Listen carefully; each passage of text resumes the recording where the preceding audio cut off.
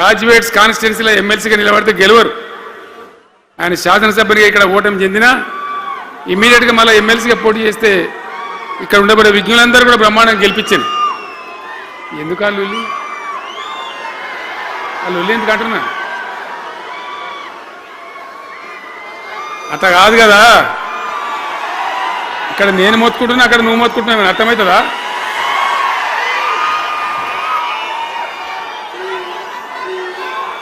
ఏయ్ ఆగవా బాబు, ఆగవాడు వెనక ఊరేటోడు మనోడేనా? విజయసారావు మనోడేనా? మోపాయింట్ ఐడియా కూడా మనోడేనా? బుక్కుండా పెట్టు. ఇంత దూరం వచ్చి మనం ఇంత సభ పెట్టుకొని 4 విషయాలు ప్రజలకు చెప్పుకోవాలి కదా, మరి ఈ బట్టి అరుపులారిస్తే ఏం లాభం?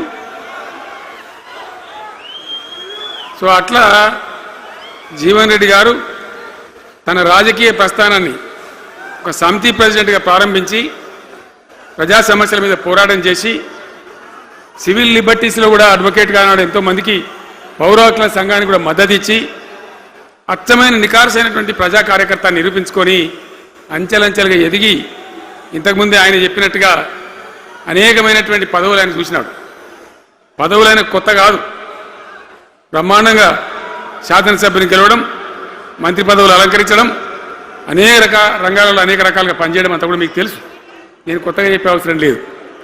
నేను ఒక్కటే మాట మీకు మనవి చేస్తా ఉన్నా.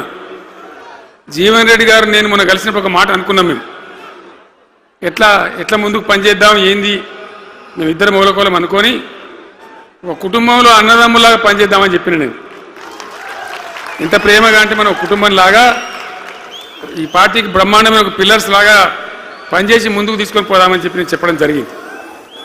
ఈరోజు పార్టీలో వారు చేరిన వెంటనే చాలా బ్రహ్మాండమైనటువంటి మనకు ఒక ఊపు వస్తూ ఉంది. నేను జీవన్ రెడ్డి గారిని కోరుతా ఉన్నా, జగిత్యాల మందం కాదు, జగిత్యాల జిల్లా కాదు, పాత కరీంనగర్ జిల్లా కాదు, మీరు ఆదిలాబాద్ చూడాలి, నిజామాబాద్ చూడాలి, పరిసర జిల్లాలు చూడాలి. పార్టీ ప్రధాన కార్యదర్శిగా ఈ నిమిషం నుంచి నేను అపాయింట్ చేసుకుంటా ఉన్నాను. బ్రహ్మాండంగా ఈ ప్రాంతం అంతా కూడా మీ సేవలు అవసరం ఉన్నాయి పార్టీకి. అదే కాదు, 600 ఏది ఏమైనా ఏమవుతుంది, 100కి 100% మళ్ళా బీఆర్ఎస్ గవర్నమెంట్ వస్తుంది. వస్తుందా? వస్తుందంటూ చేయలేవట్టుంది. ఒకసారి కెమెరాలు కడ దింపుకున్నారా బాబు? వస్తుంది కదా. ఇవాళ జీవన్ రెడ్డి గారు పార్టీలో బాబు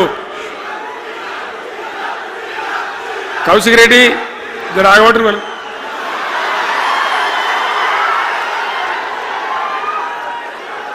పార్టీలో పనిచేసి పార్టీ కోసం సేవ చేయడమే కాదు, రేపు భవిష్యత్తులో బీఆర్ఎస్ గవర్నమెంట్ ఏర్పడిన తర్వాత కూడా బ్రహ్మాండమైన పదవిలో ఆయన అద్భుతమైన సేవలు మీ జిల్లా మొత్తానికి అందించబోతాడు.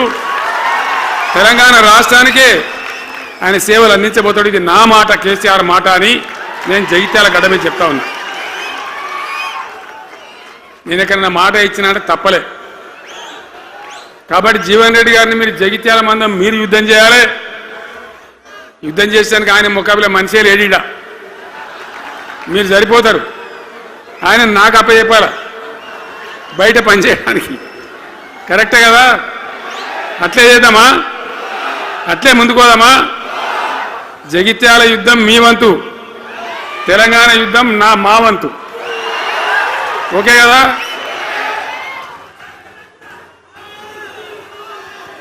ఇప్పుడు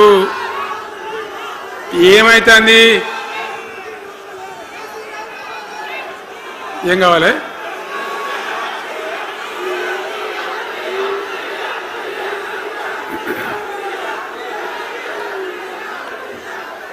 గింతే మనది మనం అనుకొని పోదాము. మరిగా బంద్ చేయండి బాబు, మీరు ముద్దుమతులకు చెప్పండి వాళ్ళకు. తెలంగాణ చాలా భయంకరమైన పరిస్థితులలో ఉండే, దుఃఖం వచ్చేది, ఏడుపు వచ్చేది. ఎమ్మెల్యేలుగా ఉన్నా ఏం చేయలేని పరిస్థితి. ఆగమాగం అడివేడివి కదా. ఎట్లా ఉండే తెలంగాణ మనం చూడలేదా? తెలంగాణ రాకముందు ఎంత భయంకరమైనటువంటి బాధలుండే, ఎంత కష్టం ఉండే. ఎవడన్నా తెలంగాణని మాట్లాడేవాడు ఉండనా?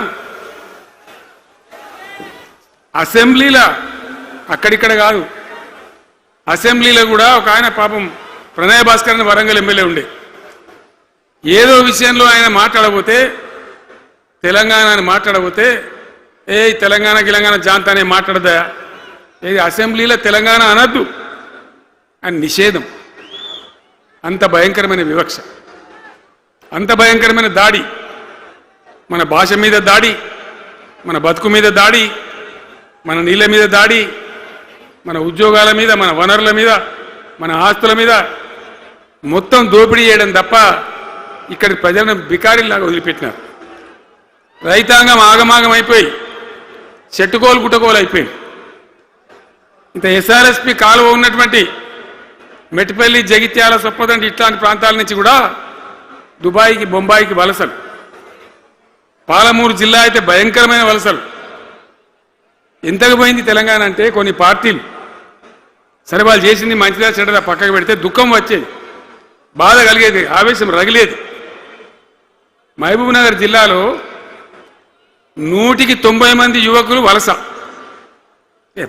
బతకానంటే బతకపోవాలి, ఆడ బతుకు లేదు.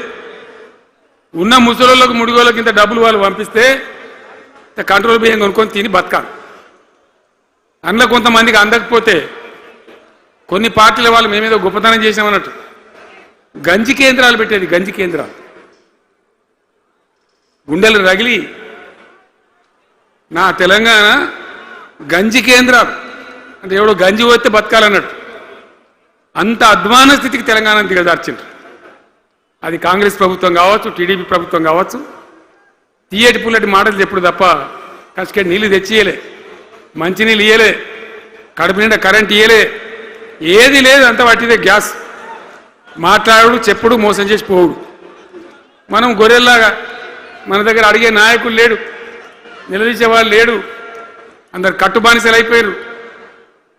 ఆ పరిస్థితులలో మూనిగా నక్క మీద తాటికాయ పడ్డట్టు ఆనాడున్న ముఖ్యమంత్రి చంద్రబాబు నాయుడు కరెంటు ఛార్జీలు పెంచాడు, భయంకరంగా పెంచాడు.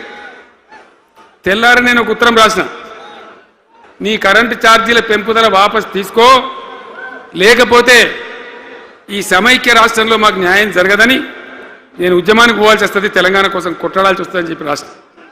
ఆయన తీసుకోలే. కొంతమంది రైతులు పాపం పోరాటానికి వచ్చింది. మీరు కొత్త వాళ్ళు చూడకపోవచ్చు కానీ చాలా పాత వాళ్ళకి తెలుసు. పోరాటానికి హైదరాబాద్కి వస్తే నిరసన తెలపడానికి పట్టపగలు 11:30 గంటలకు బషీర్ బాగులో ఇష్టం ఉన్నట్టు విచ్చలవిడి కాల్పులు జరిపి చంపేస్తే 3 రైతులు అక్కడికక్కడనే ప్రాణాలకి చచ్చిపోయారు. ఆ తర్వాత నిర్ణయం తీసుకున్నవిగా ఇక లాభం లేదు, ఎదురు తిరిగితే కూడా వీళ్ళు కాల్చి చంపుతున్నారు, జెండా ఎత్తడం ఒకటే తప్ప మార్గం లేదని చెప్పి ఆనాడు నేను తెలంగాణ ఉద్యమానికి శ్రీకారం చుట్టాను. ఎంబడ ఎవడు వచ్చినా సరే రాకున్నా సరే ప్రజలున్నారు, యువకులున్నారు, చూసుకుందాం దేకలేం అని చెప్పి బయలుదేరితే ఎక్కిరిచుడు, ఏ వీడు పక్కపేద కేసీఆర్ గారు ఎవడో బొడి చేసి చంపేస్తాం అని ఒకడు మాట్లాడు, ఇది మగల పుట్టింది పుబ్బల పోతుంది ఇంకోడు మాట్లాడు, యాడికెళ్ళైతే హైదరాబాద్ తెలంగాణ వీడు దుకాణం పెట్టినది ఇంకోడు అనడు, నానా రకాలుగా అవమానపరిచేటువంటి మాటలు మాట్లాడు. కానీ మొక్కవం ధైర్యంతో, చిత్తశుద్ధితో బయలుదేరి పోరాటం చేస్తూ ప్రజలు జమైతా పోయిన. మీ అందరికి తెలుసు, ఇదే జగిత్యాలకు నేను ఎన్నోసార్లు వచ్చిన, కోరుట్లకు ఎన్నోసార్లు వచ్చిన, చొప్పదండికి ఎన్నోసార్లు వచ్చినా తిరగని ఊరే లేదు, తిరగని మండలాలు లేవు. అట్లా పక్షిలాగా మొత్తం తెలంగాణ తిరిగి విశ్వ ప్రయత్నం చేస్తే ఒక పెద్ద ఉద్యమ కిరటం తయారైన తర్వాత మేము కూడా తయారుపై మేము ఇస్తాం తెలంగాణ అని కాంగ్రెస్ పార్టీ మొదలుపెట్టి సరే మంచి మాటగా ఎవడైతే ఇస్తే ఎవడైతే కావాలి తెలంగాణ ఎవరితేంది అనే పద్ధతితో కాంగ్రెస్తో జట్టు కట్టినాం, గెలిచినాం. అమాంతంగా నేను తెలంగాణ లేవట్టుకపోయి ఢిల్లీలో పెట్టాం.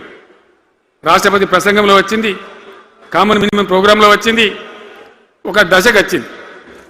కానీ తర్వాత కాంగ్రెస్ పార్టీ కూడా వెనుకకు పోయి ఎగబెట్టే ప్రయత్నం చేసింది.